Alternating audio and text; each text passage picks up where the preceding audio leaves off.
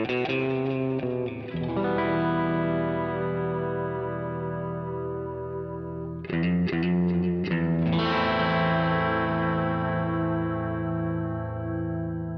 listening to Mark of the Maker.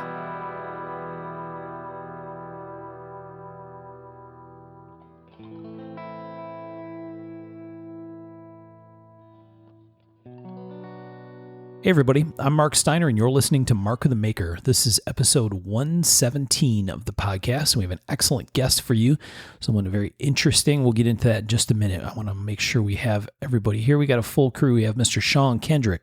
Hey. We have Mr. Michael Birch. Heyo. And we have Mr. Tom Krein. Hey.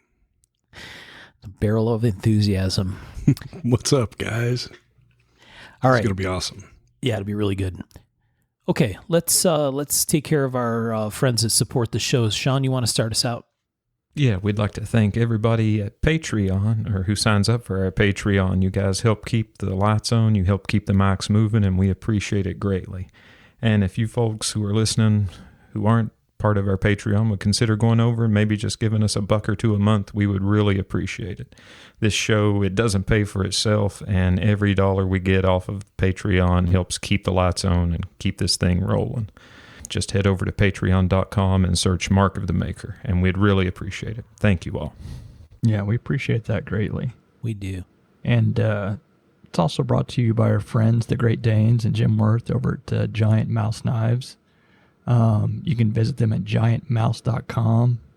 Really cool knives, great guys. You know, they support us, we support them. So go over and check out their stuff. They got a new one, the new Biblio XL.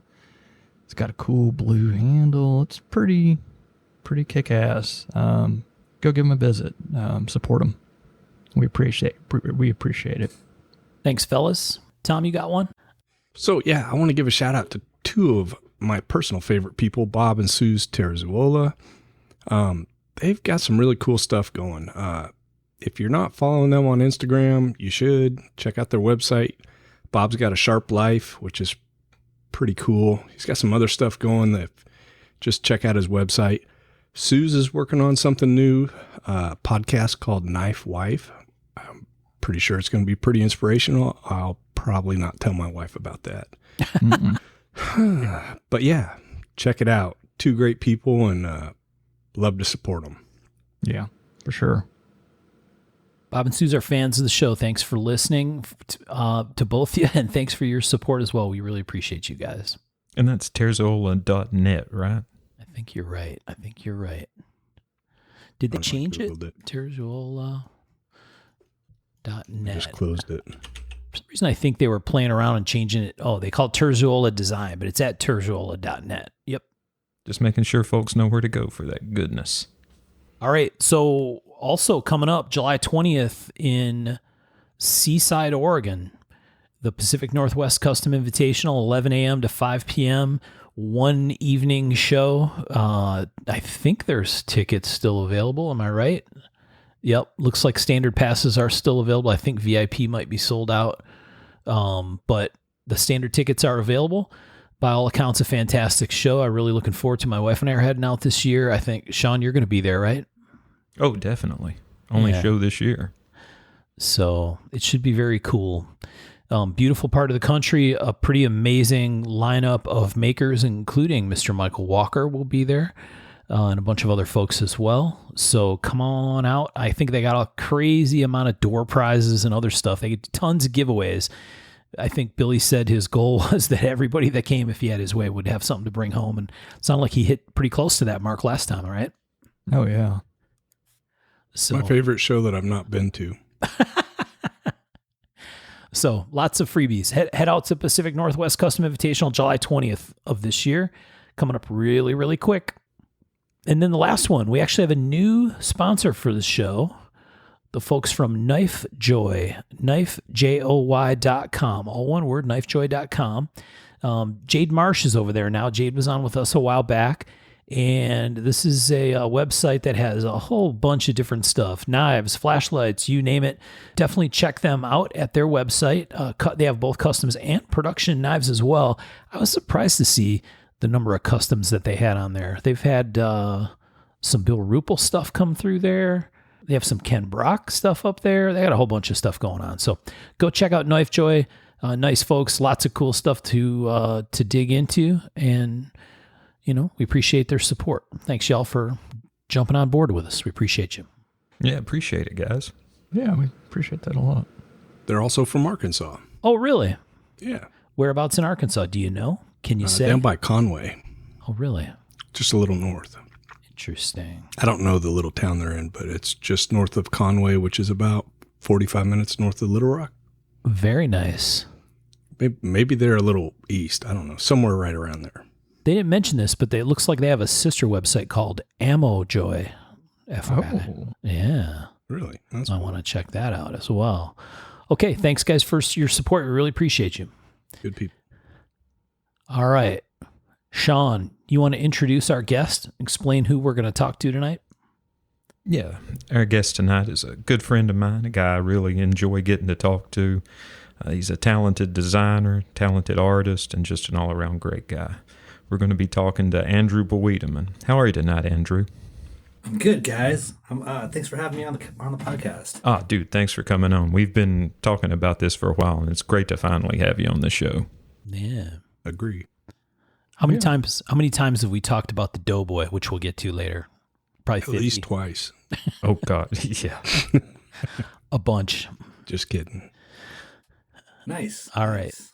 What? So, Andrew, usually the kind of mode we're in with this thing is explaining to people who the guest is, right? Sometimes it's someone people know. Sometimes it's someone that folks out in the audience might not know. So we, Sean mentioned design. You want to give us like the first line of your resume, like the headline, what Andrew does for a living? I would say I'm just a designer. Yeah. That's the lane that I swim in. I design a bunch of things, and if you lay them all out, there's definitely some, they look like they're made by the same person, but I'm just a designer. It's a good description. The breadth of the work is pretty substantial, it feels like. I've been doing it for over 20 years, so I hope so. I think you're more than a designer. I think you make product also, because I know in the past you've made holsters and helped make knives, and you're making the Doughboys and stuff like that now. So it's not just a designer. You're hands-on in a much more maker way also. I feel like I'm allowed to sit at a table with the rest of you, and the rest of you are, like people are forging things, they're grinding things, I think of my peers as, I don't want to make the mistake of making it sound like I can do all the things that my peers do. So I'm very careful about how I describe myself, if that makes any sense. It does. Oh yeah. I think you're very humble. I think so. Yeah, agreed. Like I make quality things, I design quality things, people like them, but again, just out of respect for my peers, I try to watch how I talk about it. Yep. So let's, guys, should we do the timeline thing? Does that seem like the right way to go? Yeah, definitely. You want to start us off, Michael? Yeah, so we got to know, we do this a lot with everyone, is we got to know where you grew up and what it was like. I grew up in Dayton, Ohio. It was, it was a small city in the Rust Belt. A lot of manufacturing left. I was born in '76, so I'm a child of the '80s. I went to Catholic school. The Wright Pat Air Force Museum was 10 minutes from my house, so I saw all those old planes and bombers, and that's probably the first time I saw nose art and, all of that stuff. I went there pretty often. That really shaped a lot of the things that I would make later, whether I knew it or not. I don't know. I rode BMX bikes. I was a terrible skateboarder. I stayed up late watching really bad movies. That's kind of my one of my hobbies. Bad bad Italian-made Mad Max ripoffs, sci-fi garbage, anything like that. Grew up with all the Rambo movies, all the 80s awesomeness, whatever you want to talk about. That's kind of my sweet spot. I went to art school, at the Columbus College of Art and Design. I graduated in 98. I worked for the Limited Corporation for a while in fashion. I designed a lot of like point of purchase displays. I worked in the marketing department. I don't know, it was paid well. Didn't really dig it, dig the job so much. I worked at a small advertising agency for a bit. When 9/11 happened, the purse strings, just like the economy basically just shuttered and almost collapsed. And everyone, like all the agency, anyone's budget for marketing, it was just gone. And a lot of people got laid off. And then I started making pinup art, and, people liked it. And I started making shirts and going to conventions, and, I was making pinup art probably for about 12 years from, 2000, full-time 2003 to I kind of got into knives around 05 or 06. And I mean, like, I've always loved knives, but I think the first time I actually thought that, like, I want to get into knives and make knives and have something to do with knives. I actually was at the River's Edge retail store, and I ran into a Sean Kendrick Yomi sitting in the counter taking orders, and I saw that thing. I'm like, that thing's amazing, and then I found out, like, he lives in Ohio and he's making these things, and I'm like, I just thought, like, we could do this. And I'm really glad that, I got into it with my brother, and I don't know, I'm glad that at that time I didn't know what we didn't know, because if I knew, we wouldn't have got into it. But by the time we got into it and you start getting deeper, it's just too late. You have to press forward and just, press forward, get to the next oasis, figure it out. We're in too deep to quit at this point. So while you were at the advertising agency, you'd started doing the pinup art, right? Bomber nose art type stuff, pinup art stuff.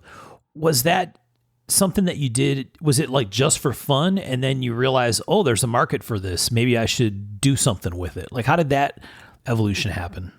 It's because I hated my job.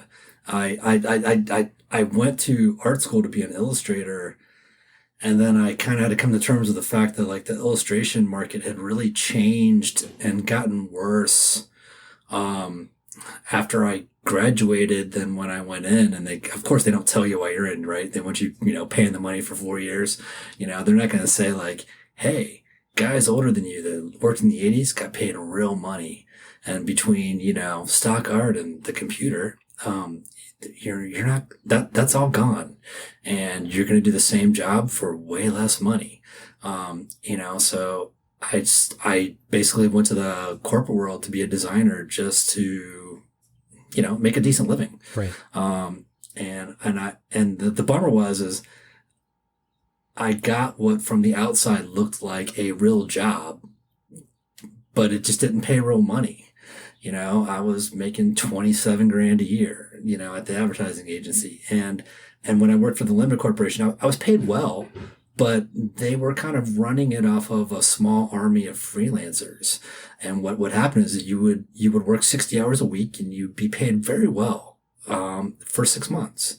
And then you were laid off, and you didn't know if you were going to be laid off for 3 months or 6 months. Right. And it was very cyclical. And by the time you were so laid off, you just burned through all your money and you were broke. Like, if it was full-time employment, I probably would have stayed, but it was just it was on, off, on, off, on, off. It wasn't dependable. So I just needed something else. And honestly, that wasn't my dream when I went to art school to have those jobs, and they didn't pay that well, and they weren't that glamorous. And I wasn't happy. Yeah, I wasn't making any art. So I just decided, whether it paid or not, I was just going to start making something that I wanted to make on the side. And I really enjoyed pinup art. So I just started making it for fun, and because I hated my job, and I just kind of wanted to, it was a hobby. And then I made the mistake I have made for so many things where I took something I loved in my hobby and I tried to, make a living out of it. And, it takes the fun out of it real fast. But I decided to give it a go, and I had a really great decade making pinup art. I went to Comic-Con, worked for some gaming companies, had a t-shirt line, met a lot of great people, had a lot of great times, and then the world kind of changed and I kind of got tired of it, and I liked knives and, the defense industry and the knife world and the gun world a little better. So I kind of, transitioned right over into it.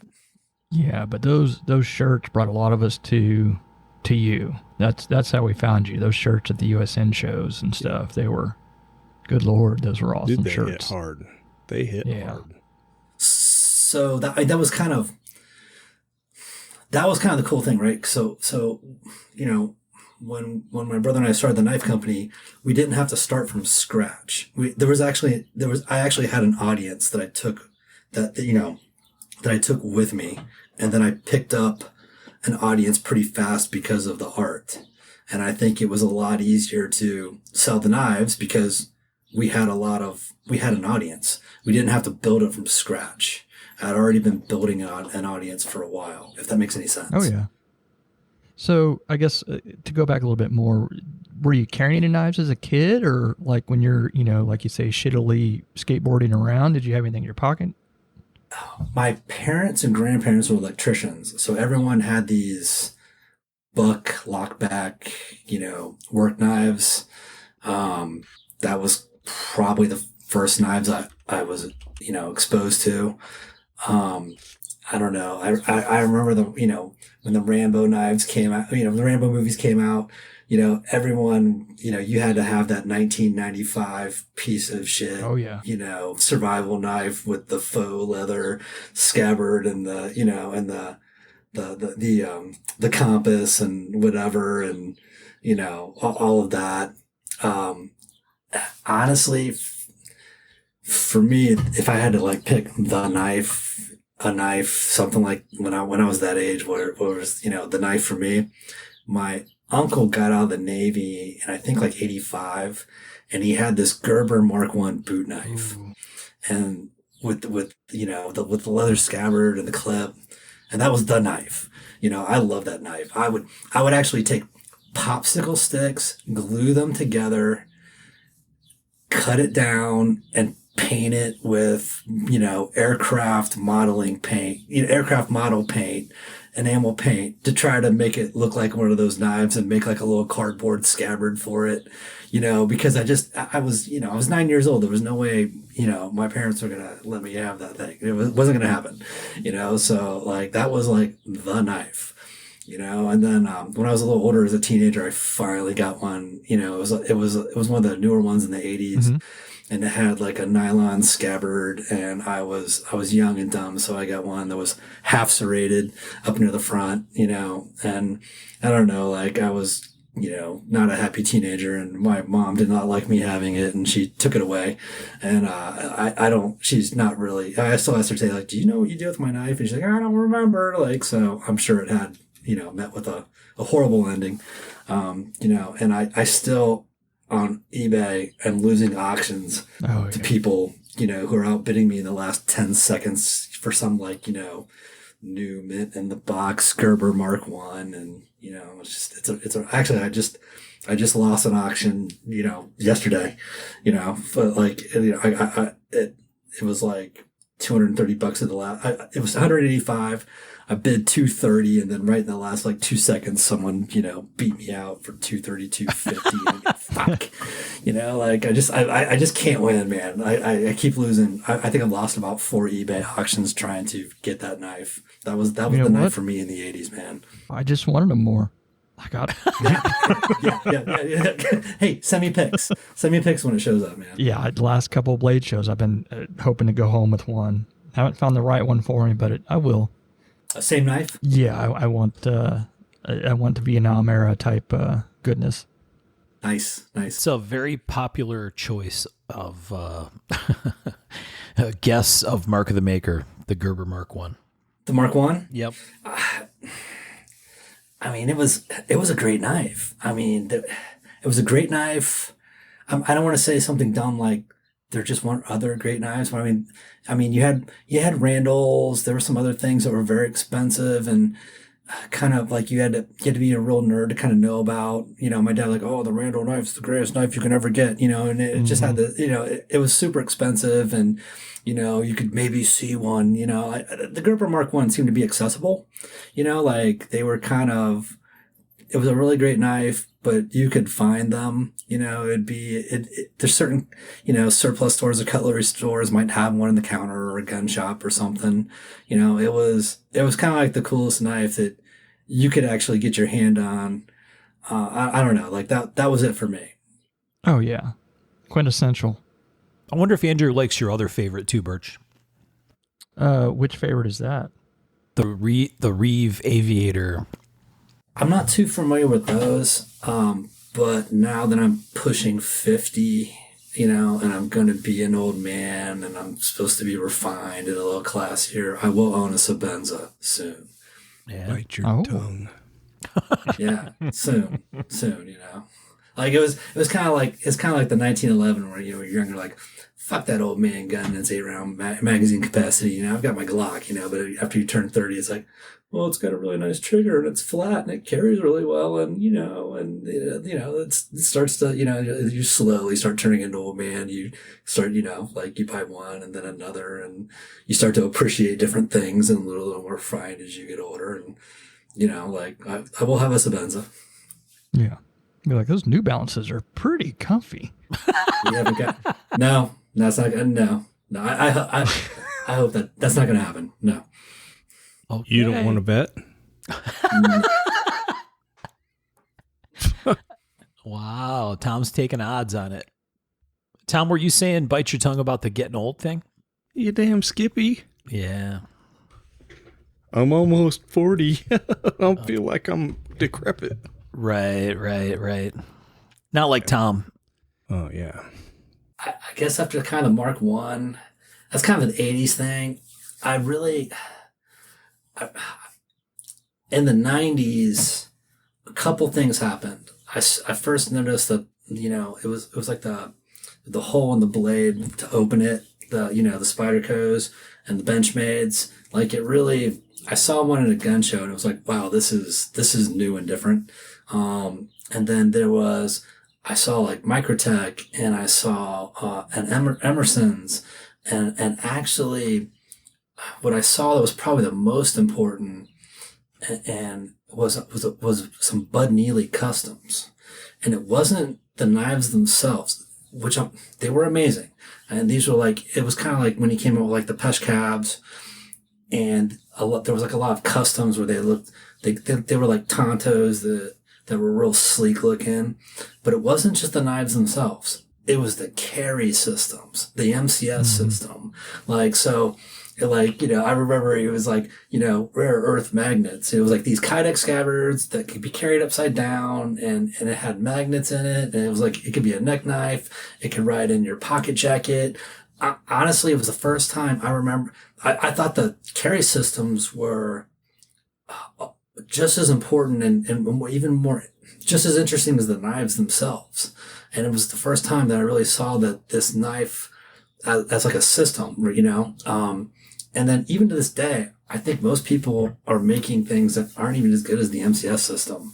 And when I started getting into Kydex and making plastic and stuff, that was kind of the standard I was holding myself to. Like I love Bud Neely knives and that thing. And then I remember first time I saw Strider knives in this magazine at a grocery store in the mid 90s, and they were I really found them aesthetically. I found them simple and aesthetically pleasing, and they really kind of looked different than everyone else's knives. And then I kind of ran it into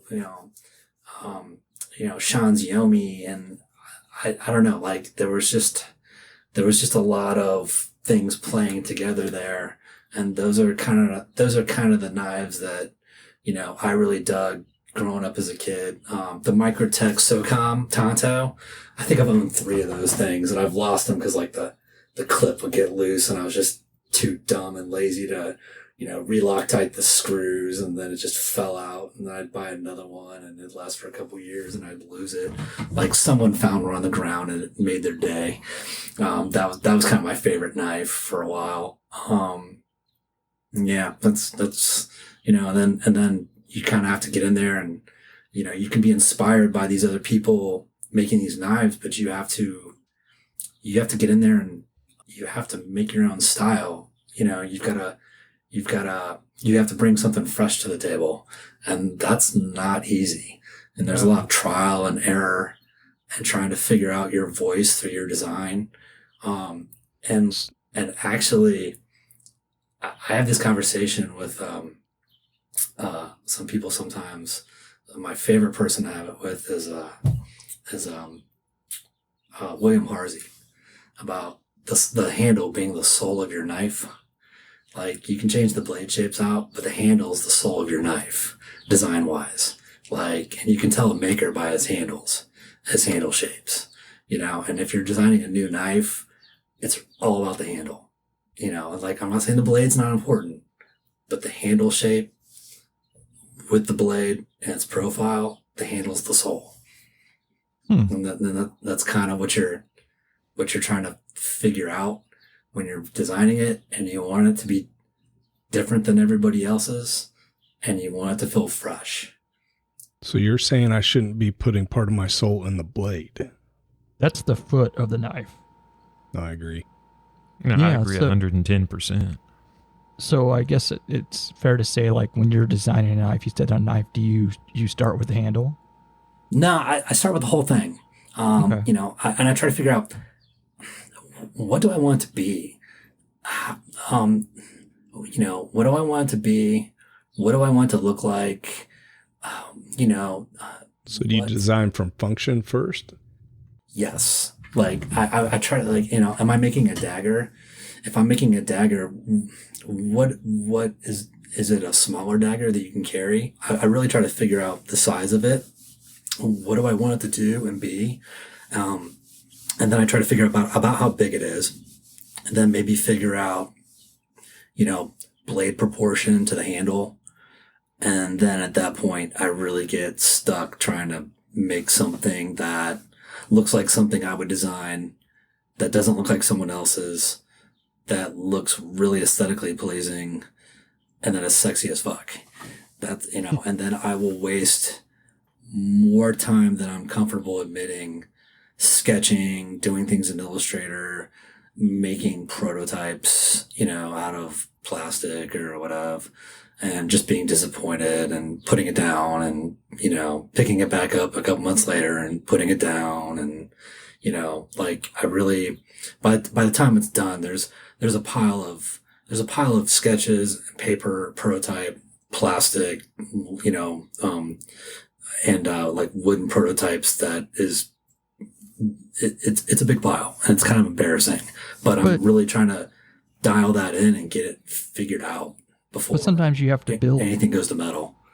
Sometimes you have to build everything that it shouldn't be before you get to what it has to be. And it sucks. It is a lot of time. Feels like a lot of waste, but it's sometimes necessary, because you have to see what doesn't work to be like, okay, this is what it has to be. Otherwise, you will be thinking of the possibilities, or I will. I've got that neurotic brain where it's like, what about these other possibilities they could have been? You've eliminated those because you've made it to where this is what it has to be. It's part of the design process.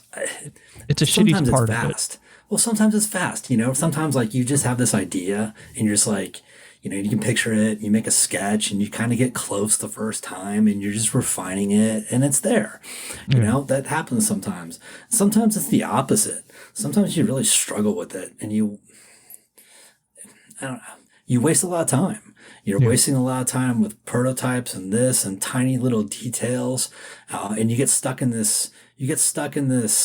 You're making it different, but is it getting better? And then you're changing it again. Okay, I made it different, but is it getting better? And then you've been staring at it for so long, you don't even know. And then you ask some of your friends and they said, oh no, it's great. It's great. And it's like, stop being nice. You know, it's not, it's got problems and, you know, like it's got problems that need to be unfucked.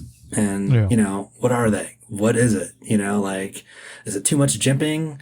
Is there too much? Is there not enough? Is it too small? Is it too big? Is it sexy enough? Is it just kind of meh? Do you not, you know, what is it? You know, and, you know, you'll just keep going back to the drawing board until you resolve all those things. And sometimes it takes longer than you want it to. But there's a lot of people making things out here, and there's a lot of great makers making a bunch of things, and there's a lot of mediocre people putting a lot of stuff out. And if you can't bring your A game and really make something that's amazing, no one fucking cares. No one cares, and it won't stand out, and you're just wasting your time and your money, and I don't know. So, like, I'm always trying to. I don't use the P word. It's hard to make things that are perfect, but I'm really trying to make something that's awesome and amazing. Otherwise, it's not worth producing and trying to, you know, to put out there and, you know, in front of people that, you know, no one will care if it's not amazing. Yeah. But I think a lot of that is in our heads too, as I guess, you know, quote unquote artists or whatever we want to call ourselves as far as designers.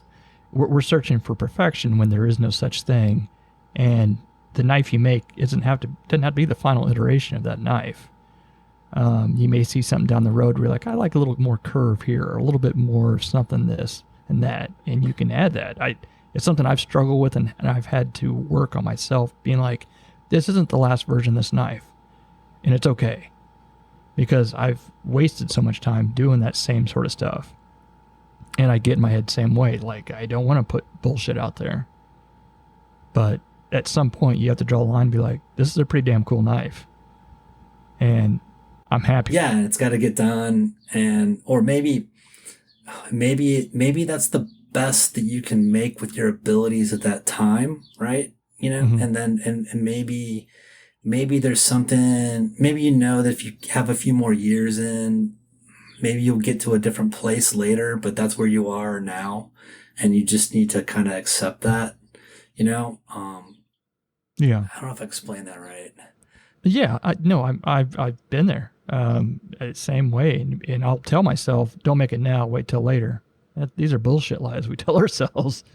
It makes me wonder if there's a difference in the way Andrew approaches doing design stuff versus the way you guys do it, because of the background in art and design and fashion and patterns, and you know what I mean? Maybe there's a difference there. I don't know if any of us know how to answer that question, but it sounds like your focus, Andrew, is before you actually ever embark on making something, you're doing many, many rounds of churn up front on the lay this out and have confidence that once you come up with a drawing, that you have something that you think can work. Yeah, I think that's fair to say. There's like the thumbnailing, and I'm trying to figure out something two-dimensionally. And I'm, you know, I'll use grid paper. I'm drawing this thing to scale, you know, and then I'm using like Adobe Illustrator, where I'm actually figuring out hard dimensions, you know, how long it is. It's more of a drawing program instead of CAD.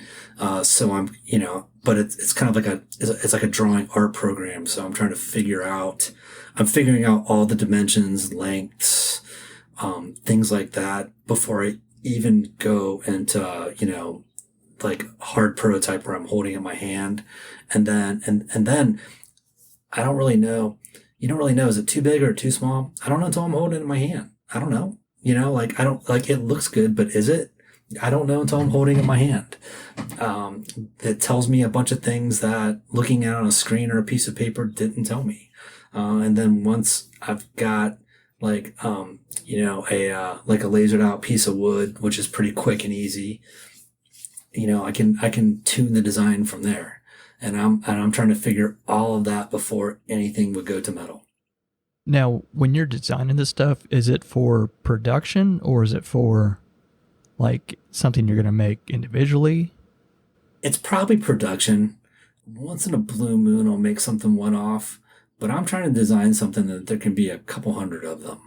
See, And maybe that's why I put so much time into it, because I feel like I've got to be able to, I've got to design something that I can make a couple hundred of them and move a couple hundred of them, and it needs to be really well resolved. Yeah. And maybe that's why I'm trying to figure it out, before it goes to metal, get it dialed in so much, because I'm not going to make a bunch of one-offs. It's going to be production. I think that's the difference right there, because when I am designing something to be for production, to me it seems so much harder, because there is that finality of, oh, there's 300 pieces of this all the same. Whereas when I'm doing custom, it's like, I can tweak this one and the next one can have a little bit of a different flair to it, and that's okay.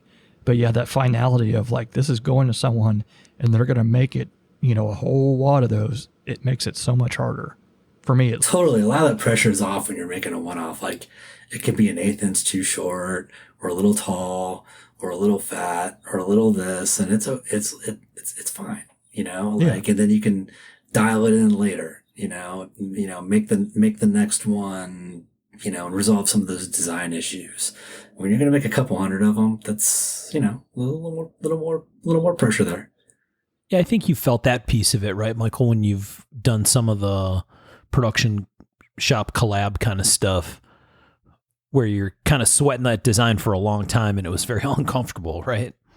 Yeah, you sit on it forever, and then you're like, well, at some point I gotta just fucking go. Interesting.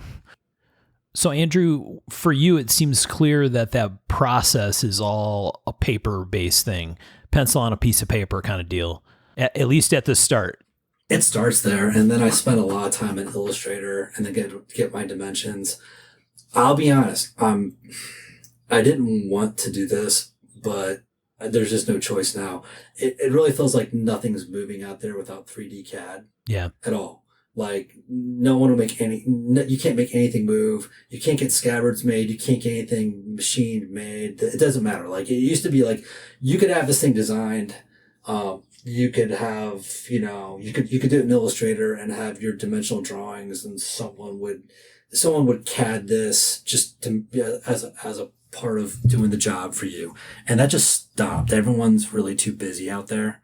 And then I really appreciated a lot of friends that have, have some pity on me and help me CAD something, like, Ryan Johnson and Nate Murr, and have been very, very helpful with that. But I can't depend on that every time. So I've been trying to, I just got Fusion 360, and I've got a 3D bamboo printer, and I've really been trying to just bite the bullet and learn how to basically make things in Fusion 360 and spend less time in Illustrator, and just, maybe go from paper to Illustrator, or maybe from paper straight to Fusion 360, and then, 3D printing prototypes.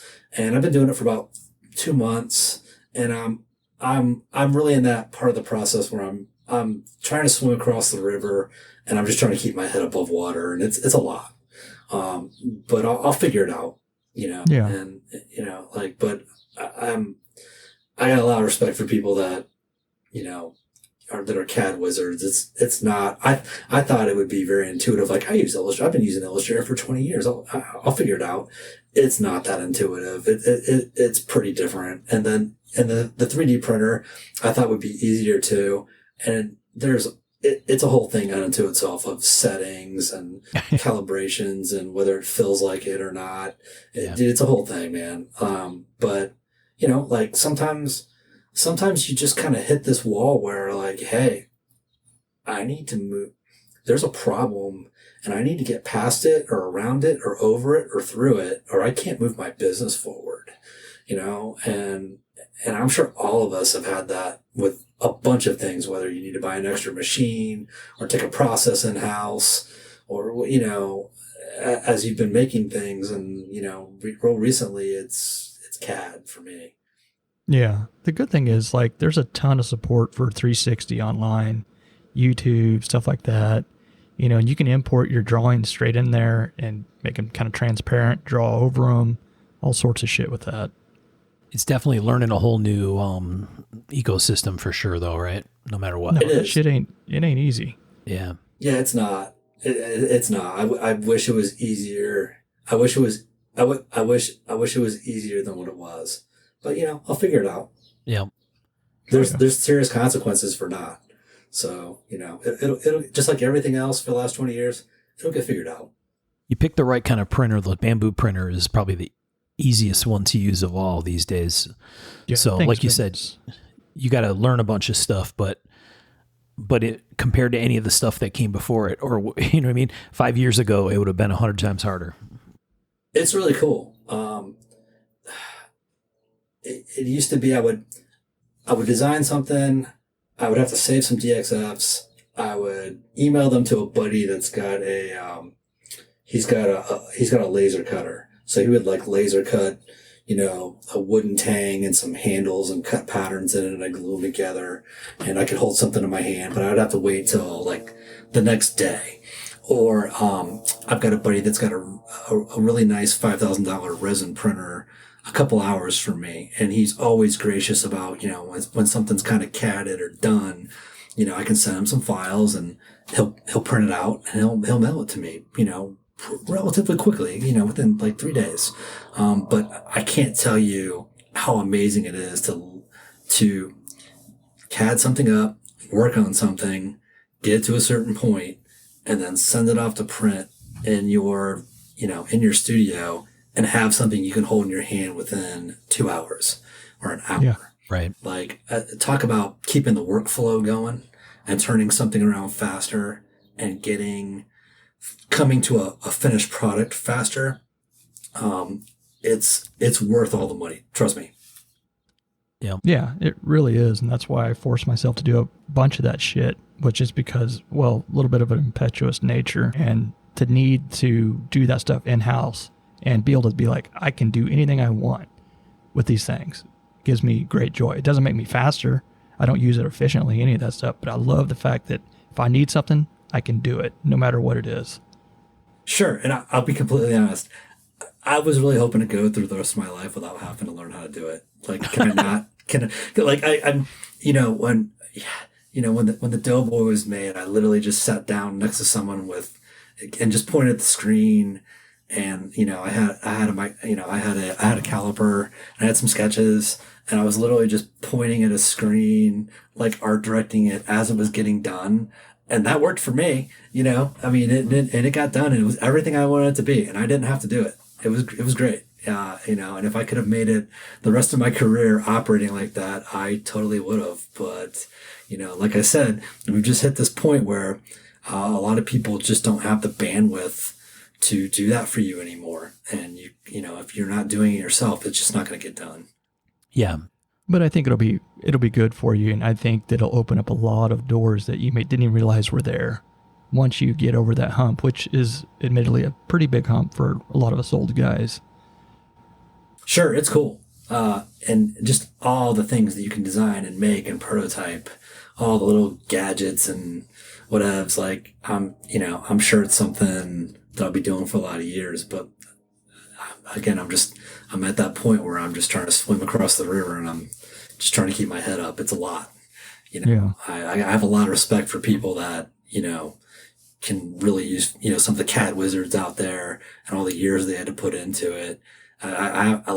Actually, anybody with any sort of skill that has taken the 10,000 hours to master, as someone who makes things, anyone that can just grind things freehand, forge something, CAD something, there's so many different skill sets and knives, and there's so many people that are just so good at it, and they've had to spend so long to be good at it to get to this level. I have a lot of respect for when you walk into a room at a show and you see everyone at the tables, I just have a lot of respect for everyone there, just because all the different skills you've had to master to be able to make these things to put on a table are not easy.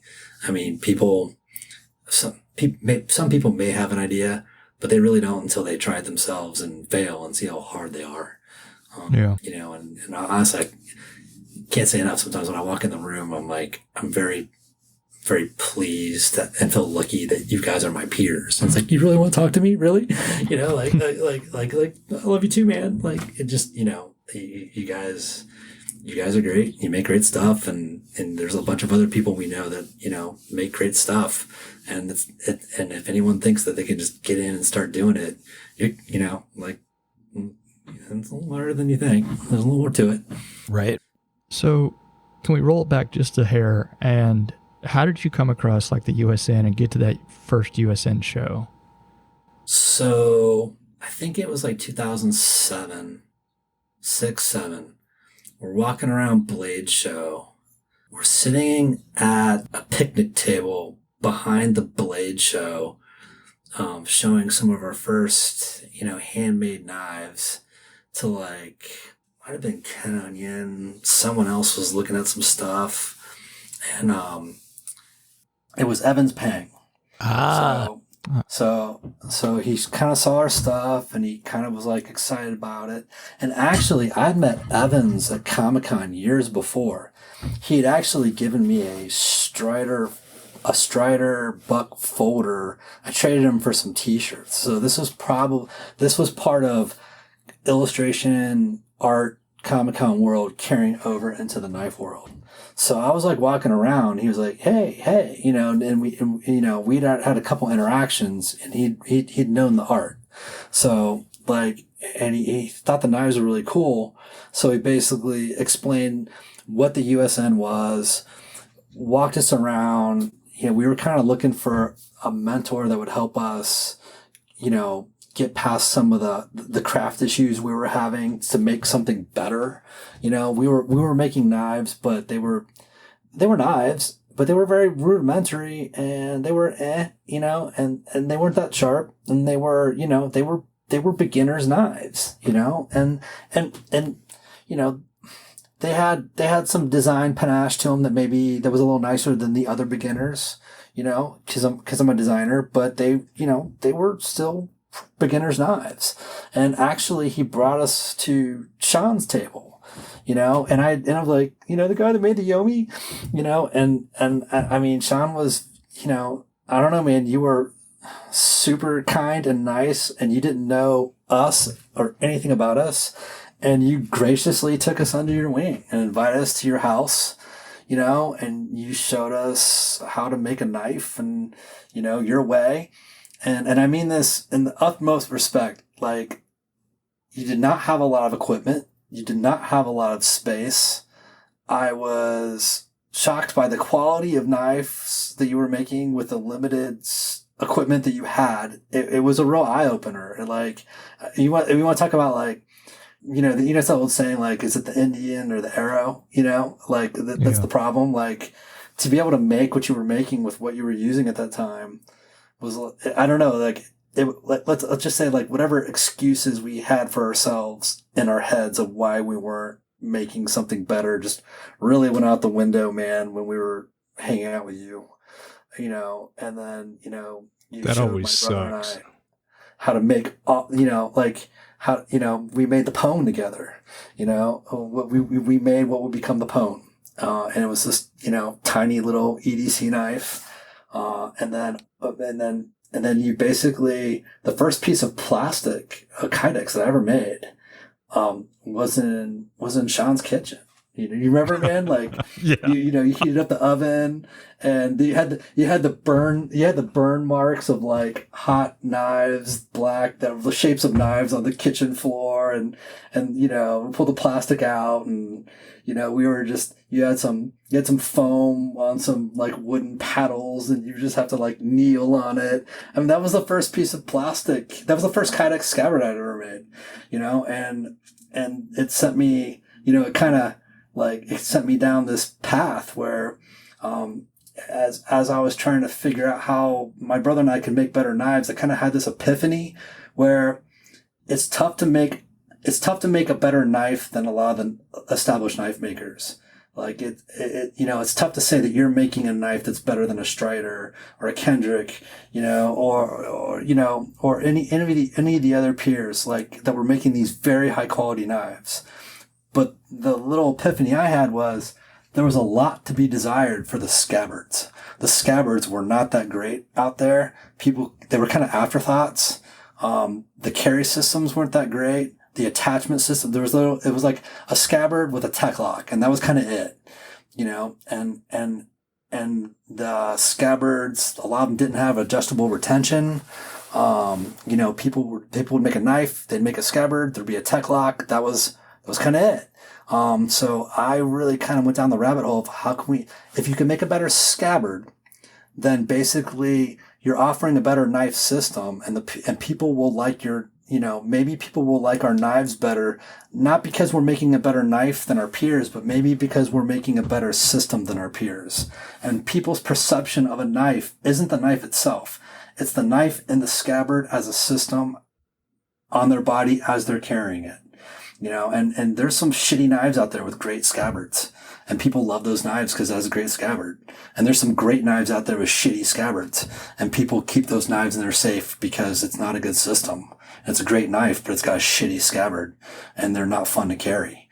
But when you can have those two figured out together, working together, and you have a great system, then I think it was a lot easier for us I think that's how I feel like we got ahead in the space as we did amongst our peers. Yeah. No, I think that goes back to the Bud Neely, like you're talking about. The system almost It comes back to the Bud Neely system, right? I mean, that was really key for me. Was there was somebody in the 90s when I was a teenager who had figured all this out, and other people weren't really paying attention to it. And I was really trying to, I was really trying to make something that was, it's hard, and maybe I never got to it, but that was the standard for me. I was trying to make something like this great scabbard system, that would come with a knife that people would really appreciate. And when I met Bud Neely, the first thing I was like, I really love your MCS system. I think it's the most amazing thing ever. I don't know if anyone sold you, it was just great. And there's always room to improve the scabbard system and the carry system. It's almost harder. It's harder to make a better knife. It's easier to make a better scabbard, if that makes any sense. Like, there's a lot of great knives out there, and it's tough to reinvent the knife, and it's tough to make, there's a lot of great knives being made, but there was a lot of room for some better scabbards to be made. And if you could make those better scabbards and marry it with your knife and have a better system, that was what I was chasing. So that Blade show, that's how you learned about the USN. I didn't know that you guys were making knives back then. I thought that I was really onto the shirts, the nose art. I think I'd had a single focus when I saw those. So we walked around. I think we got a table in maybe 2008. Okay. And actually, we got a table. We were working on some knives. We didn't wait till the last minute, but it just piled up on the last minute on us, like it piles up on everybody. We went from like 6 weeks out to 4 weeks out to when it got to 3 weeks out. I mean, it was all night, all day. The last week was terrible. Like, we just didn't sleep, and we just couldn't get these things done. And just nothing was going right. Like setting the handle pins with resin, it was just a mess. Like, everything was taking longer. Nothing was going our way. It was just bad. And then the show was supposed to start on Friday, and we hadn't even left. We live in Ohio, and the show's in Georgia. And I think I remember calling Sean saying, we're not going to make it, man. And we're just going to fail. And I don't know if we can do this. I don't know if you remember, but like, oh, yeah. you go, it's gut check time. Let's see what you got, and that was what you told me when I got off the phone, man. And then it was, I don't know, it was what I needed to hear. It was like, look, either you suck it up, figure it out, get it done, or fucking quit. like this is your chance at bat. You've made a lot of life choices and paid some penalties with some relationships because you thought it'd be cool to make fucking knives, and you've got a lot, and people have put a lot of time and money into trying to make these things. And, if you want to choke on the 10-yard line, go right the fuck ahead, or suck it up, get it done, get what you can get done, get in the fucking car, drive, get to Blade late on a Saturday, throw your stuff on the table and see what everyone has to say about it. So we got there on Saturday, we threw our stuff on the table, and they were finished and sharpened and had scabbards, and, like people bought them and they were pleased and they thought they were cool. And, it was amazing. It probably would have been better if we were there on Friday before everyone spent their money, but, we did business from like midday Saturday and Sunday. And, we promised that, next year we would start earlier, and get it done so we wouldn't have this problem. It's a lie you tell yourself, and, like it won't be as bad and we'll get our stuff done. We'll start earlier and it'll get done. And it's a lie, we all tell ourselves, and it's always a shit show the last couple weeks. But from there, we did, good, 9-10 years of Blade Show. And, it's the same every time. You get better, you make better stuff, you're a little more put together, but there's always some last minute stuff you didn't do. And, the last week before Blade's always, it's rough, but it is what it is. Yeah, for sure. Are you still doing Blade? Have you been doing these last few years? No. So, my brother forgot to pay for the table like back in 2017. And,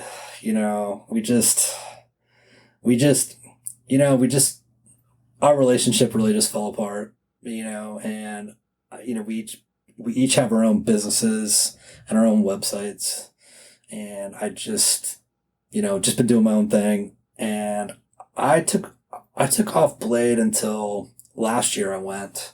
Les George was kind enough to make a little space for me on his table, and I threw some things out, and, we've been making some things together. And, I was having Blade FOMO for a couple years. So I went down there and got to see everybody again. And I missed it. I missed seeing everybody. But that last year was the first time I've been to Blade probably since 2017. And I'm going to be at that Pacific Northwest show. Yeah. That Billy's putting on. I'll It be was there. good to see you at Blade. It was. It was good to be there. I missed everybody. It's not fun to get your stuff done and get down there. The shows are definitely different now than they used to be, but I love seeing everybody. Complaining aside, running the business, I wanted to be a designer and an artist, and I wanted to make things. Running the business, I wasn't trying to be a businessman.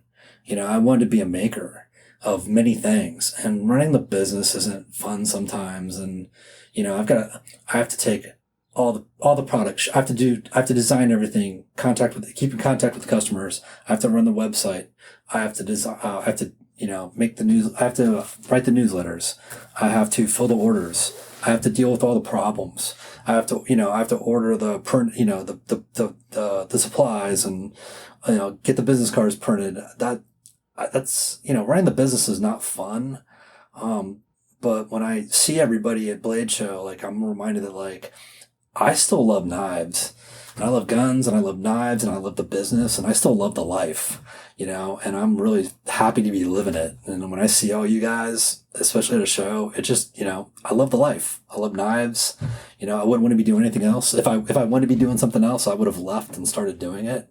I love the life. Yeah. I think the shows are a good refresher of why we got into this and why we're still doing it, which is hard to see sometimes when you're in your shop doing all the things that you say that aren't really part of the art that we really love.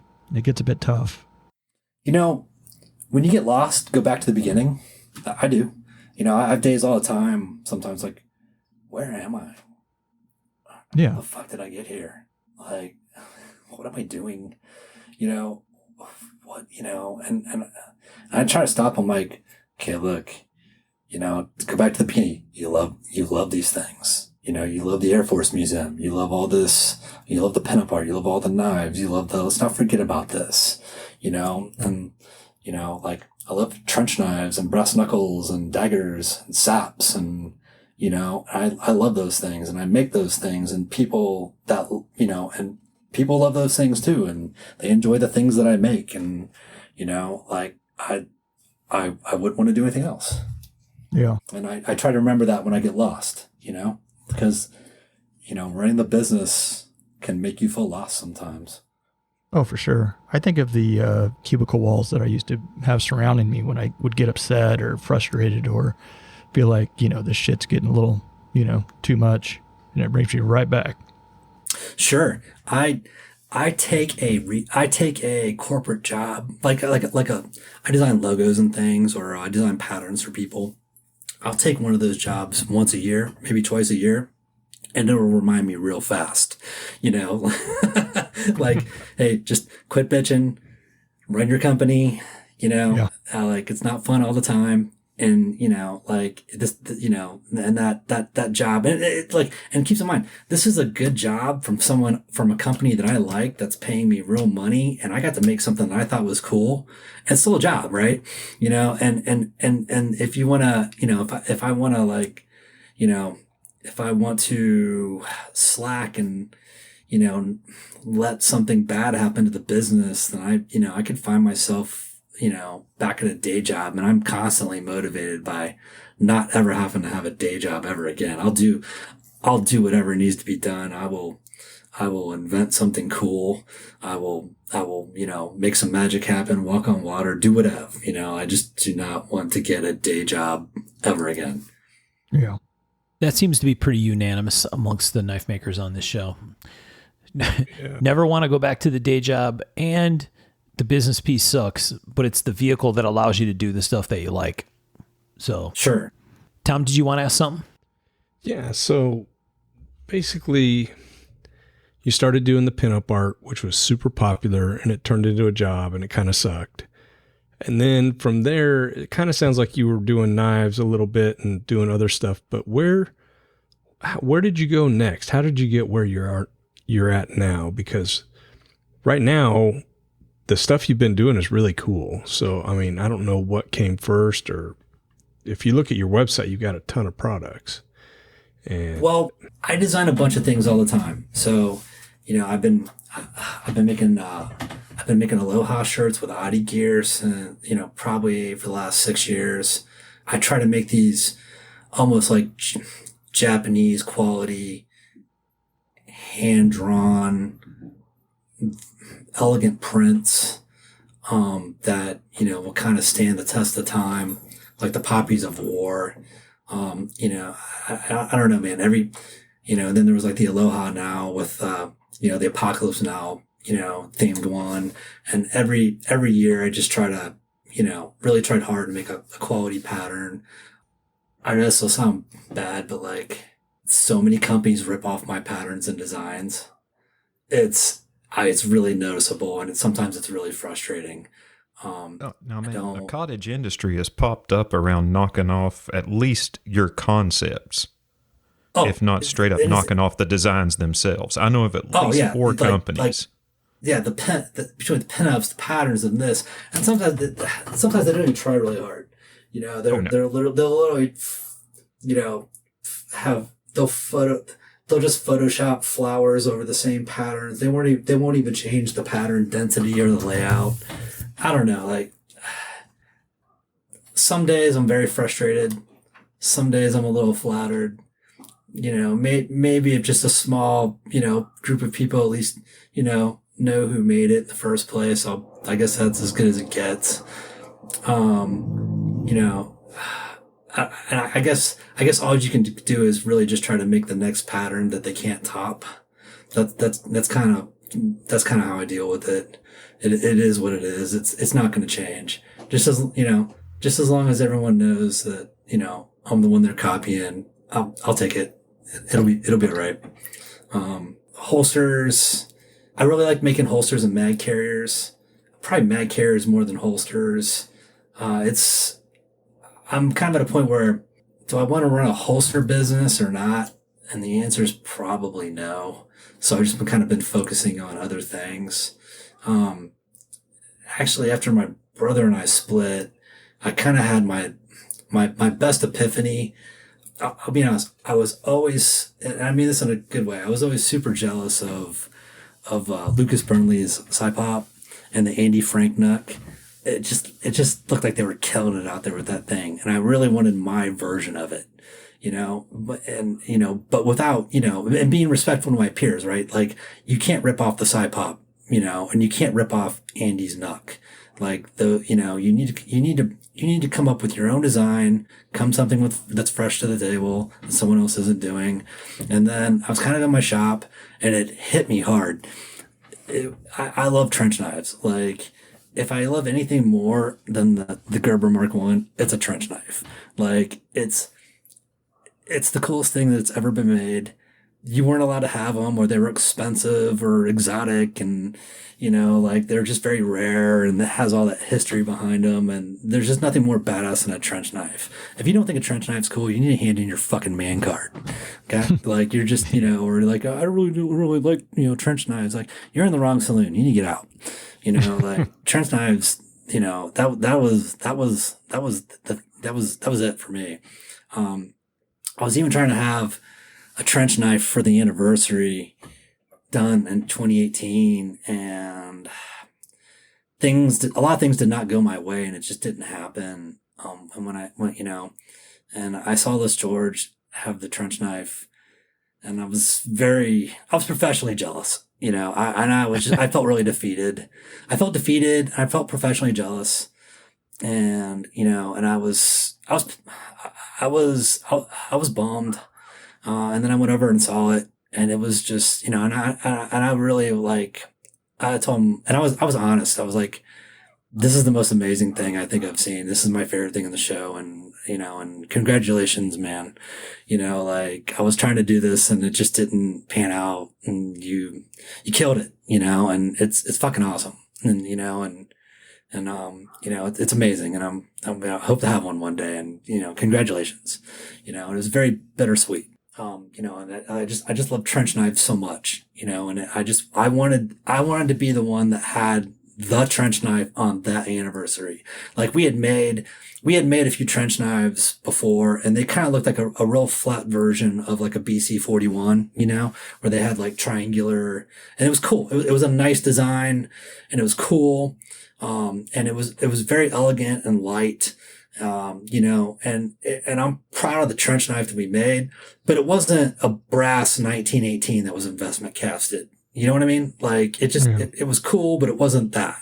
And that's what I wanted, and I just wanted that, and I wanted it so bad. And it just was rough to not be the one in the winner's circle, because I wanted it so bad, because I love trench knives so much. And because I love trench knives so much, I had my idea of what my little Nuck would be. And it was a little trench knife Nuck. And I thought, like, why has no one thought of this? And I made my little prototype. And, we kind of talked about design prototyping, and that it takes all this time and all this and whatever. That was not the case with this. Like, I got hit with a bolt of lightning. I knew exactly what it was. And I took 2 pieces of G10, and I glued them together for thickness, and I cut this thing out, and I made a rough prototype that got pretty close to what it was in probably about 2 hours. And there was a lot of like refinement and CAD and a bunch of other stuff.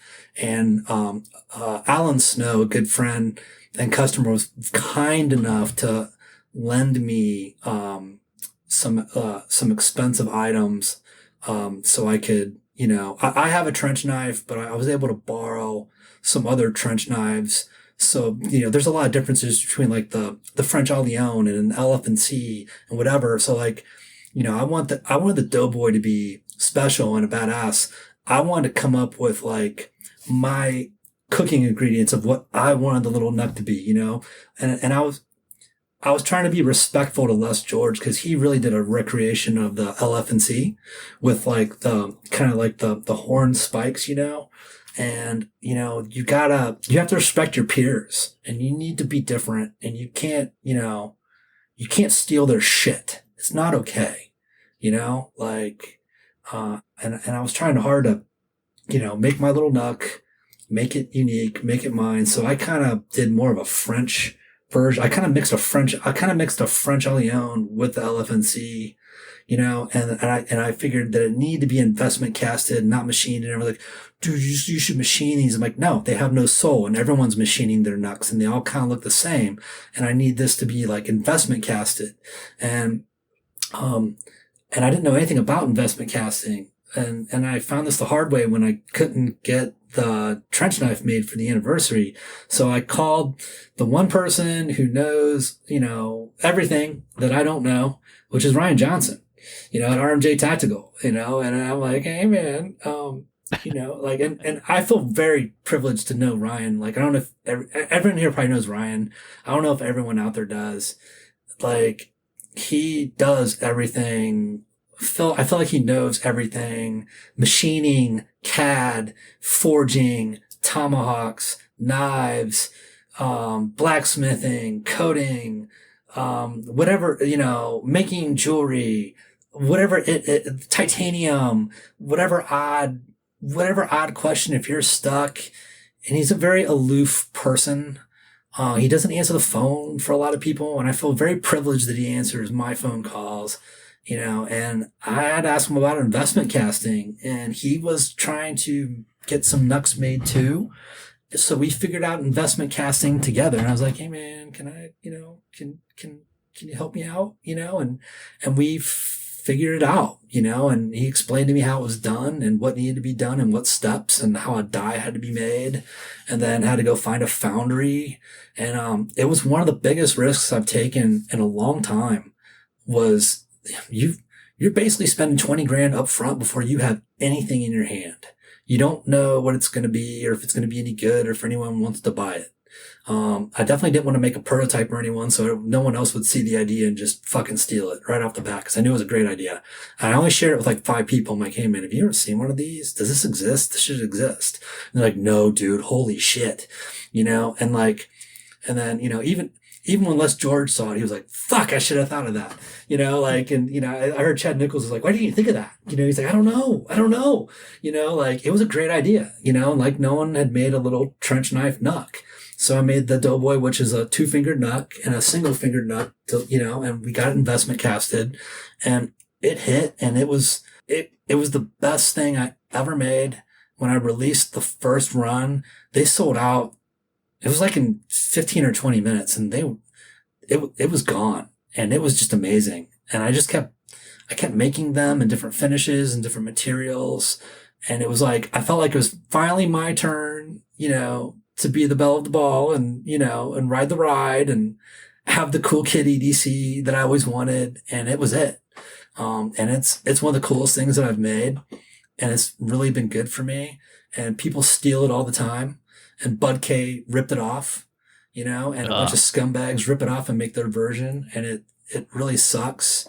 But, I came up with it first, just so everyone knows, and I don't know, man. And I have a 3-finger version and a 4-finger version. And then, when I made it, like I was paying for the die. So it didn't cost me, because the die cost so much, it wasn't any extra to have some handles made. And I actually spend the most time designing the handle. And cause I wanted a real trench knife.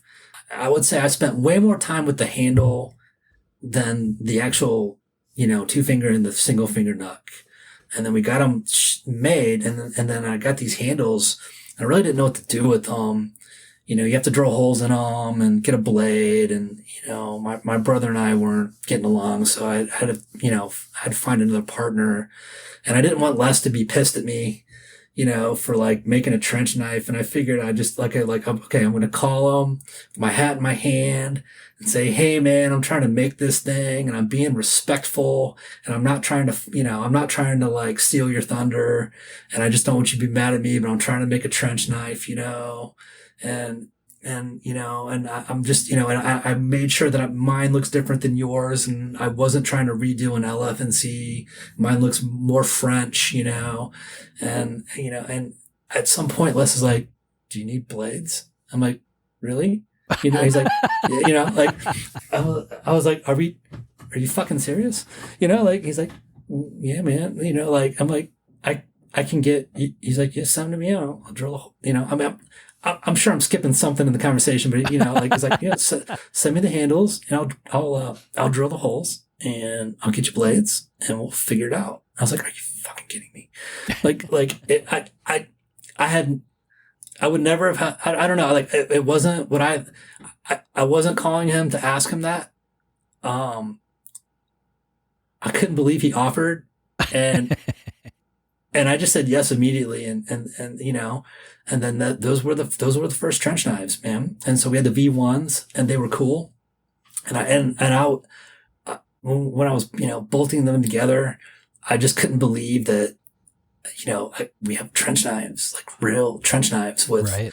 Les George S35, VN daggers. And, and I designed this handle and it was investment casted like the old ones. And we got a real trench knife, man, and it was, like I said, like I look up to Les and, it was hard to go over to his table and like admit defeat, and say, hey man, you killed it, but maybe being humble like that and being honest, maybe that paid off later, because I wanted to make that thing too. And I love that knife too. And I know Les does. And maybe we have that in common. We love those things, and I can't thank him enough for like coming through.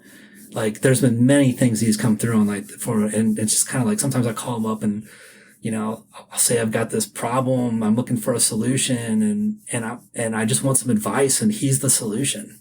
And that's not what I'm calling him for, but he's just awesome like that, so we made the trench knives.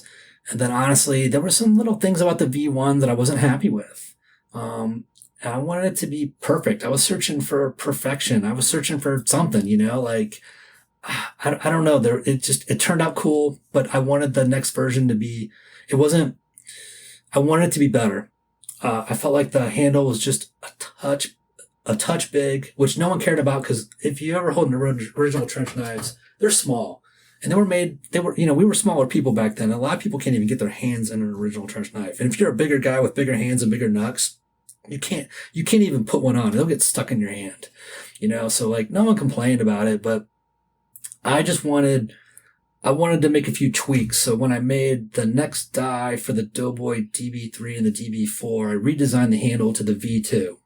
And the V2 was everything I wanted it to be. Any issues I had with the V1 was resolved in the V2. Like I was super happy with it. And then if you notice on Les's blades, he's on the LF&C, it's got kind of like a semicircular, like ricasso, but on the French ones, it's like a T. It comes in and goes straight down. So like I was like, hey man, when you make my blades, can we change the design a little bit? So I've got like a French ricasso on mine. And he's like, oh man, I never even noticed that. I'm like, yeah, man. Like I just, and then like our trench knives will even be like that more different than each other and kind of make them special. You have yours, I have mine, and then we have the things that we collab together and make mine. So like the V2 is got a really dialed in handle with all the perfect dimensions, everything I wanted it to be. And then it's got a Les George dagger with a French ricasso. And I think it's one of the finest things that I think I've ever been a part of making. It's made me the happiest. When I screw them together, I always think like, it just doesn't get any better than this. I just love the trench knives and I love the Doughboy Nux and, saps and daggers and all the other things, from that old, World War One, World War Two design period and all that kind of nostalgia stuff. And that, that's kind of the sweet spot that I've kind of found, and the Tommy Spike and things like that. And, I've really enjoyed making them, and they've been received really well. And I wouldn't do anything else. Like it doesn't get old.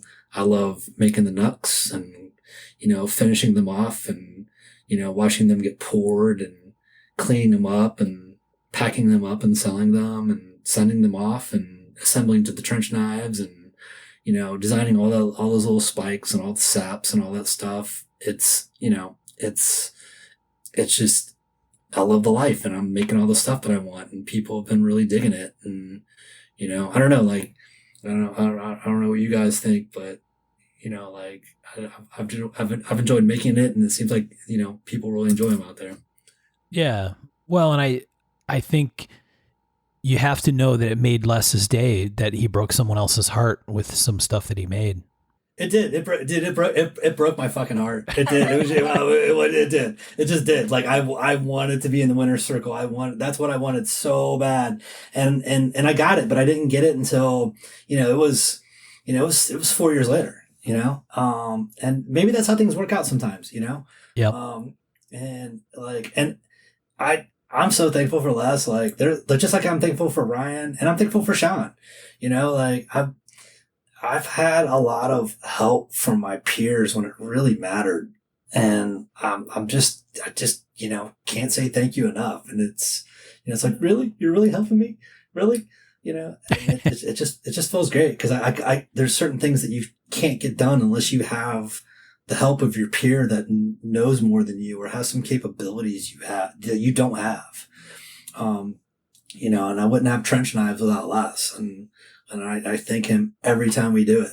Like it's my favorite thing that I'm a part of making. And it's my favorite time of the year. I love getting them. I love photographing them. I love teasing everybody that they're going to drop. I love that they sell out in 2 minutes. I know it doesn't make people happy, but I like selling them in 2 minutes. I like seeing that, every time there's a different set of names that they're going to. So if you're hearing this out there, you want a trench knife and you think you're never going to get one, it's going to happen. Okay. It's going to happen. There you go. Have some faith, keep your head up. It's going to happen. Your time is coming. And I'm going to try to keep making these with less, so everyone can get one. I'm not trying, I don't want you to not have a trench knife. But they're highly sought after and they sell out real quick. We're working on it. There'll be some more, I promise. You will get one. Just have faith, guys. Clearly Andrew's trying to keep me from having a trench knife. That's what I heard. We still have to talk about the Conan the Barbarian swords and shit like that. Well, let's talk about that. What do you want to talk about, the Conan and all that sword? Where were we going with that? You'd ask somebody, you guys talk about what's your favorite movie knife. It's not a knife. It's a set of swords. It's all about the riddle of steel for me.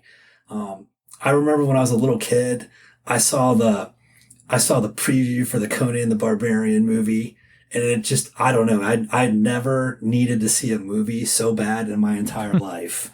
You guys are the same age. Don't you remember, there was they showed the pouring of the sword and, him,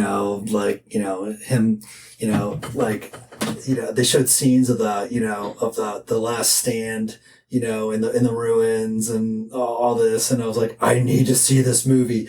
And I was like 5 years old, man, 6 years old. I asked my mom, like, I need to see this movie. And she's like, no, that's just not, no. And my parents would not take me to see the movie.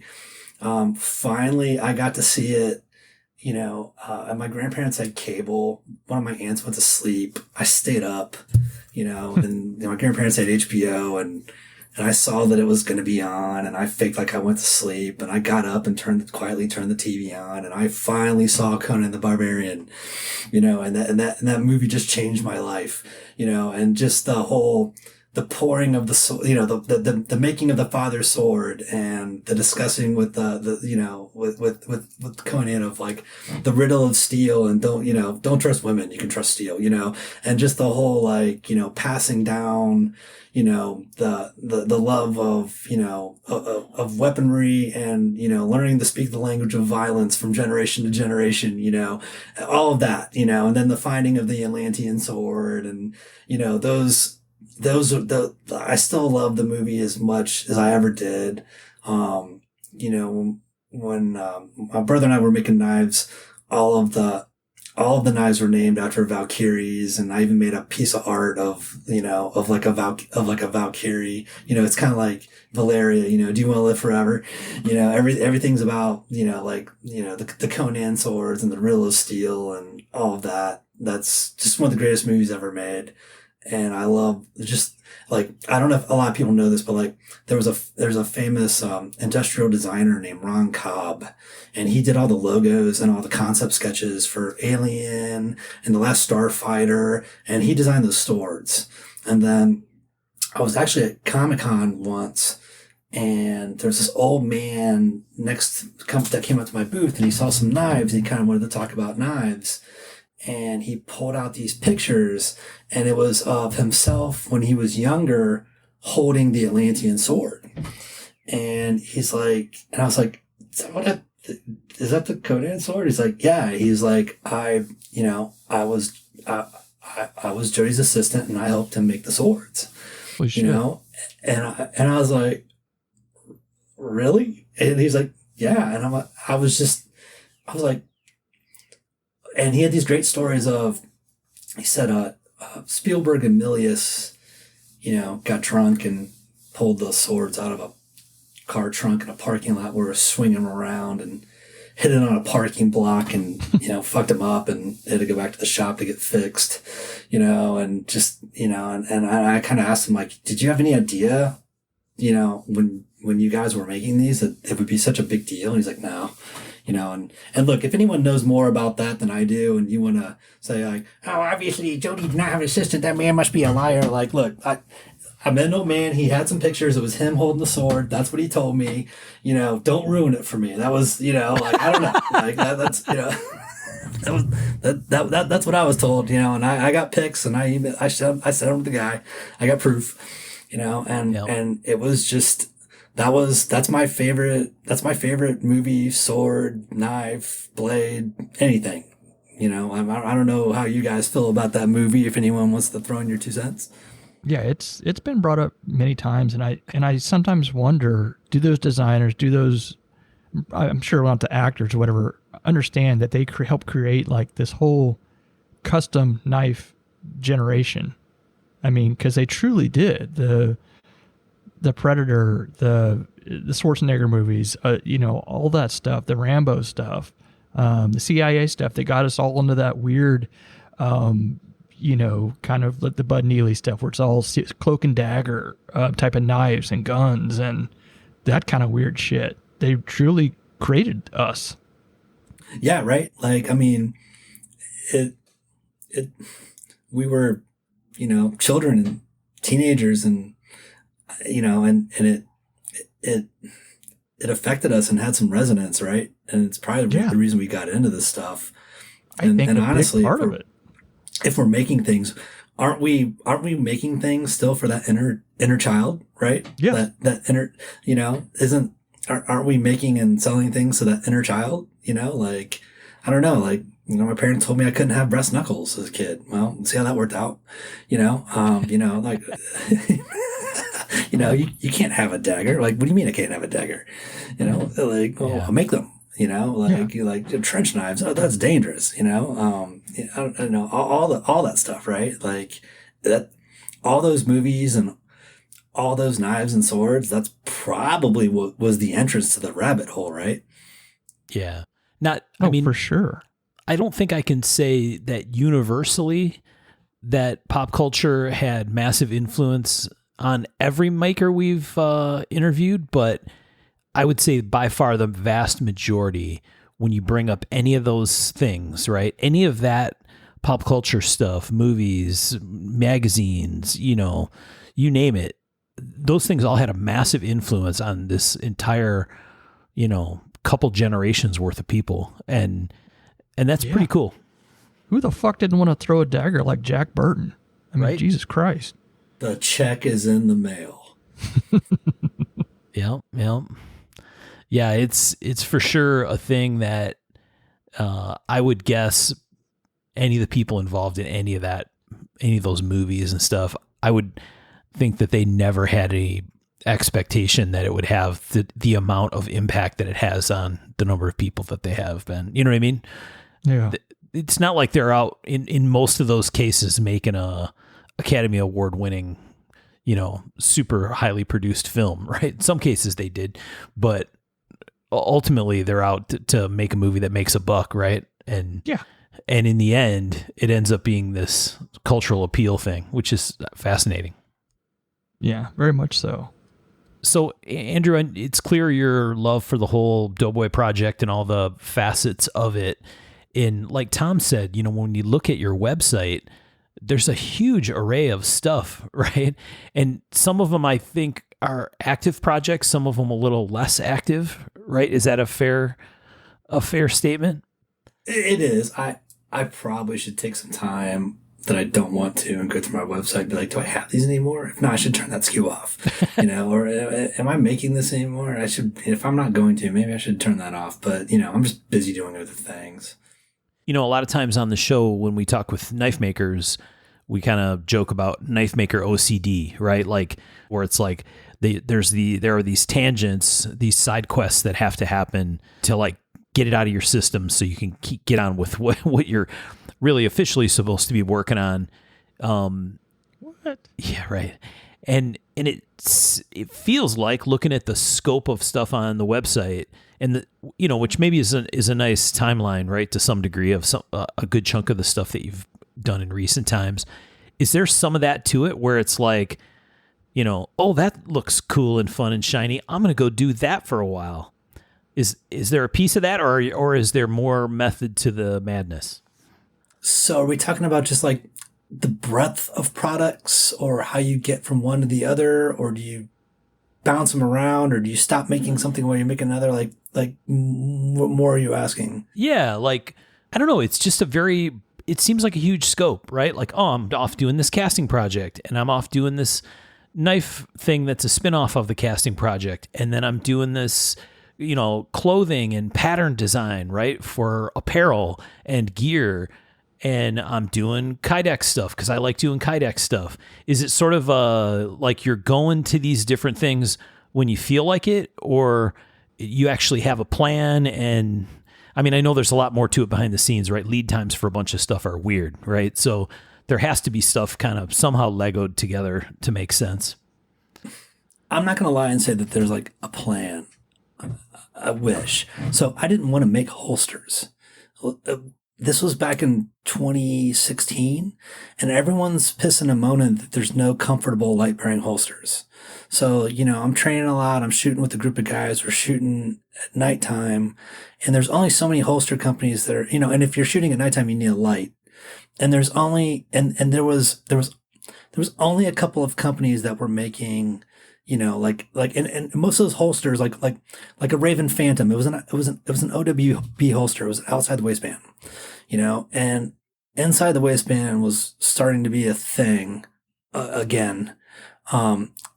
And there wasn't a comfortable holster that held, like a gun with an X300U or a weapon light, and I didn't want to make holsters.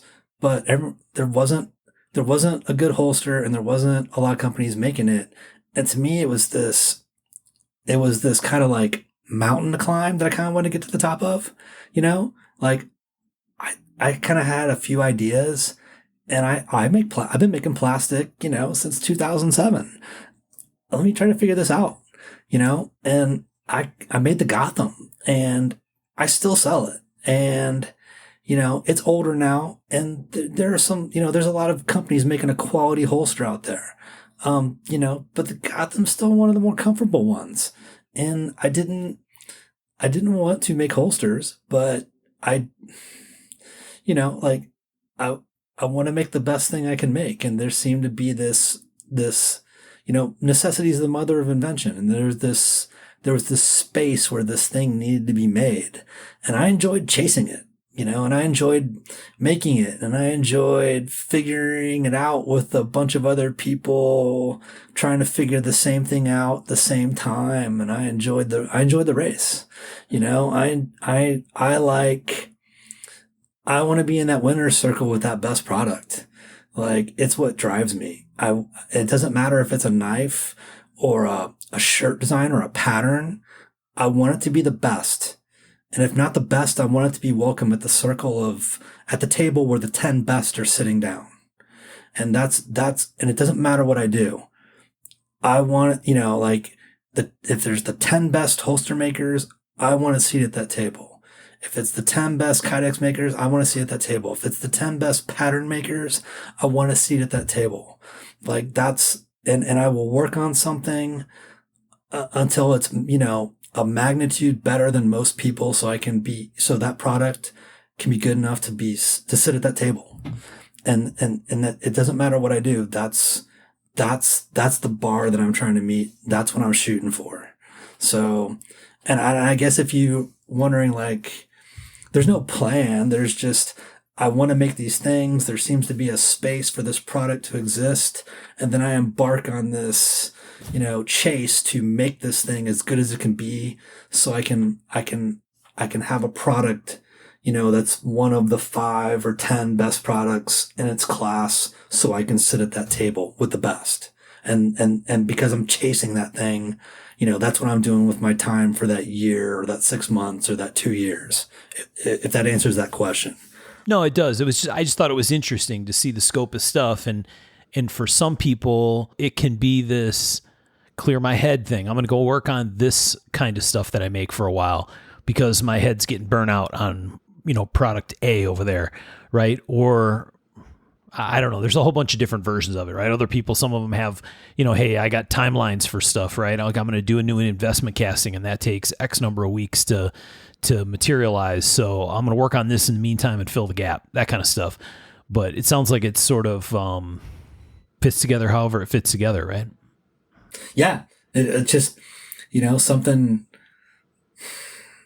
will kind of catch my eye and I'll be interested in it. And I think that maybe there's a room to, improve or bring a better product to market, and I'll chase it, and I'll chase it until I get my hands on it. Yeah. And I'll figure it out. It's what I do. Yep. And I enjoy it, and it's what I'm good at. And, and I try not to let the fact that maybe it's a little different keep me from doing it. I'll figure it out. And a lot of times with maybe the help of my peers, I can't say again, I just feel lucky to be surrounded by a lot of peers that are good at things and better at them than I am. And they're very helpful, and by the same token, sometimes they'll call me and they need some design solution, or they need some design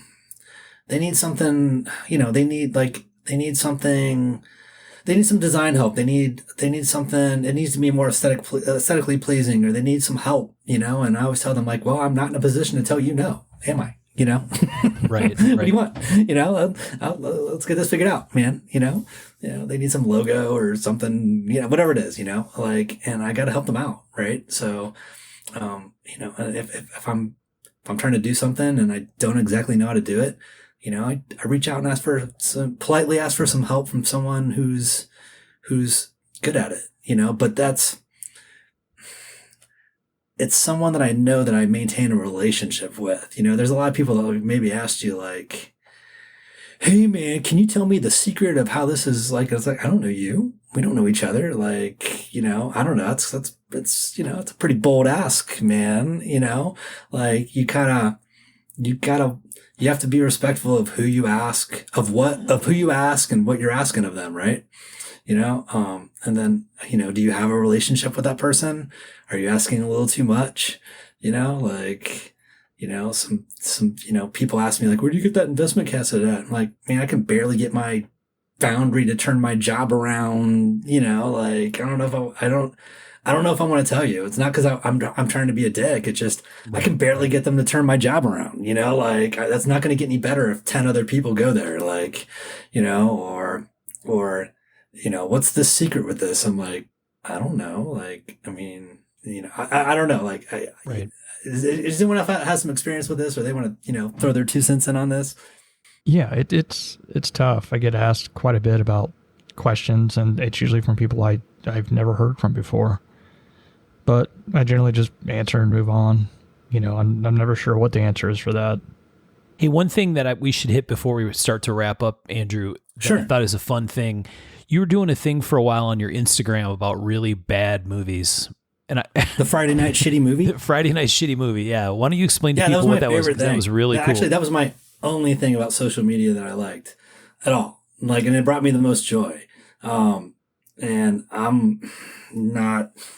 Social media is not my favorite thing, especially these days. But I really enjoyed posting the Friday Night Shitty Movie, and I purposely picked some very, very bad, obscure, Italian-made Mad Max ripoff, or some very obscure, bad, crappy, something that would have been on, Zombie MST movies. 3000, zombie movies, something, right, And I'd play a little clip of the movie at 60 seconds. And most people had never seen it. They're like, what's the movie? And it's like, sorry, you either know it or you don't. I'm not telling you, and then some people would. And then I remember some people were like, and the only reason I stopped was Instagram really started. They started, well, this is copyrighted material and you get a strike, Yeah. They were really messing with people's accounts over really dumb things. And these were garbage. These were movies people had either never seen or weren't going to watch again. And frankly, somebody should be thankful that I was probably even posting it so they would go find it on Amazon Prime or something and watch it, but after a while, I started getting some strikes and they were removing some videos, and I had to do some soul searching. I'm like, hey man, do you want to lose your 20,000, follower business account because you were posting bad movies on Friday night? And, and the answer was no. And I stopped, and I was kind of bummed about it because that was my favorite thing to do, was post the Friday Night Shitty Movie. I loved it. And in fact, I even had some, there were some peers that, I get a text when's the movie going to be posted tonight?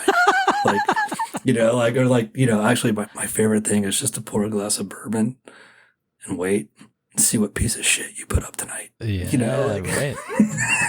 No, I could certify. Really? And actually a lot of this comes back to, it's Ryan Johnson again. I hit this point in my business where, I just felt like I kind of plateaued out and I needed to make some more sales, and, and things were they were kind of, and I called Ryan and I asked him about it, and he's like, well, what are your social media habits? I'm like, well, what do you mean? He's like, well, you should make a post every day. I was like, well, what do you mean? He's like, you should make a post every day about something you're working on, something you're making, something this. And I did not want to hear that. That was not what I wanted to hear. I'm like, oh, so you mean I got to do something else that doesn't really pay? It takes a time, and I got to craft a post, say, that's not what I just didn't want to hear that. It's not what I wanted to do. And it's not, and I had to think about it, and he was right. I got upset because he was right, so I had to start, doing my social media more. And then after a year or two, I'd check in with him. I'm like, okay, I'm trying to do my social media. I'm trying to make a quality post. I'm trying to keep people entertained. I'm trying to, show them what I'm doing and working on, am I doing okay?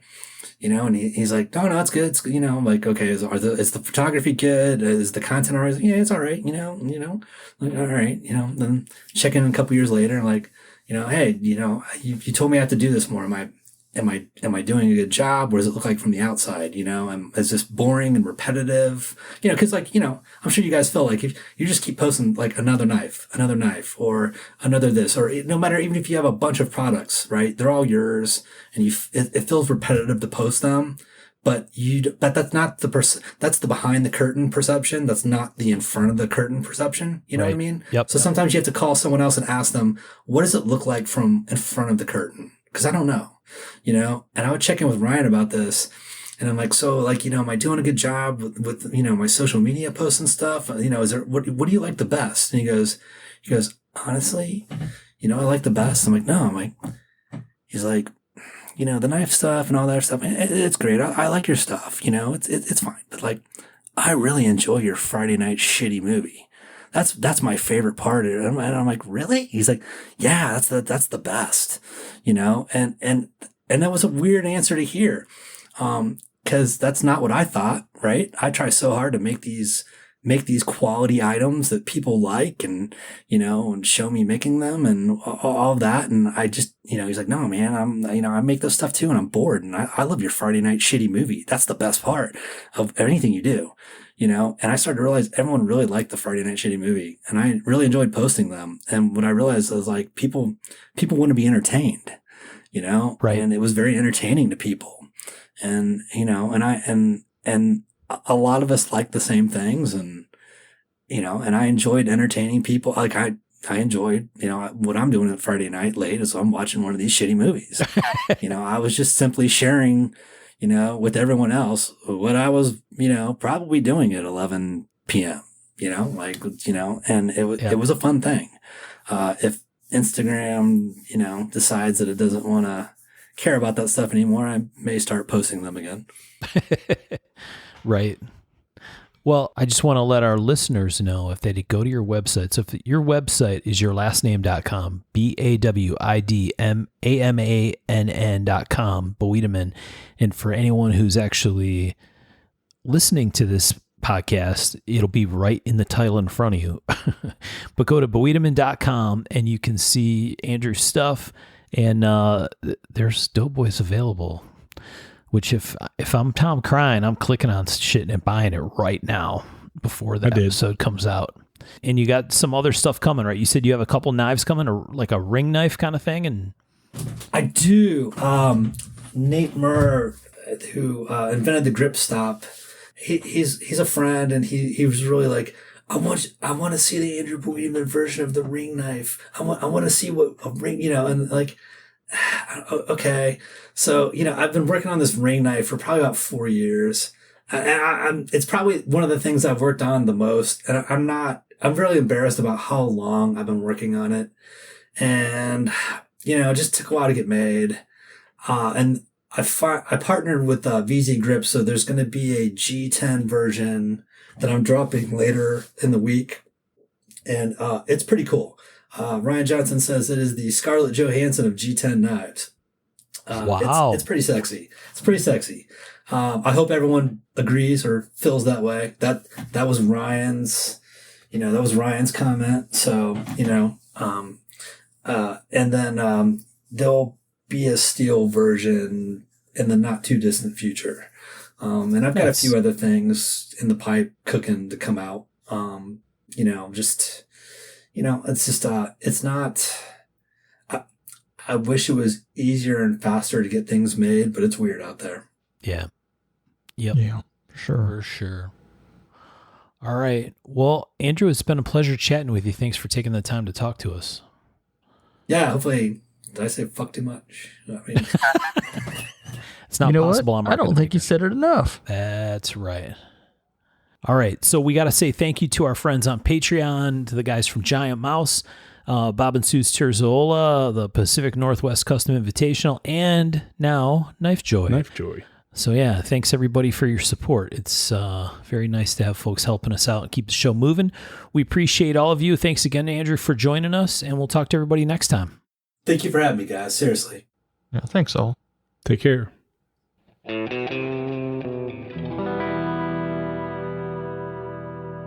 To learn more about our makers, you can find Tom Crine on the web at crineknives.net. in his Facebook group, Crying Knives, or in his Instagram account, @CryingKnives. For Michael Birch, check birchtreeblades.com, Facebook group Birch Tree Blade Works, or Michael's Instagram @BirchtreeBlades. For myself and the Raygun Bead Project, we're on the web at raygundivision.com. We have a Facebook group called Raygun Division, or my personal Instagram @msteiner. For those interested in photos, references from the show, or some discussion about the show itself, you can find us on the web at markofthemaker.com, in a Facebook group called Mark of the Maker, or on our Instagram @markofthemaker. Last but not least, the ultra cool and haunting background music we use for the show is a piece called Noir Guitar by Stevie's Amp Shack, found at the Free Music Archive and licensed under Creative Commons CC BY 4.0. Thanks for listening.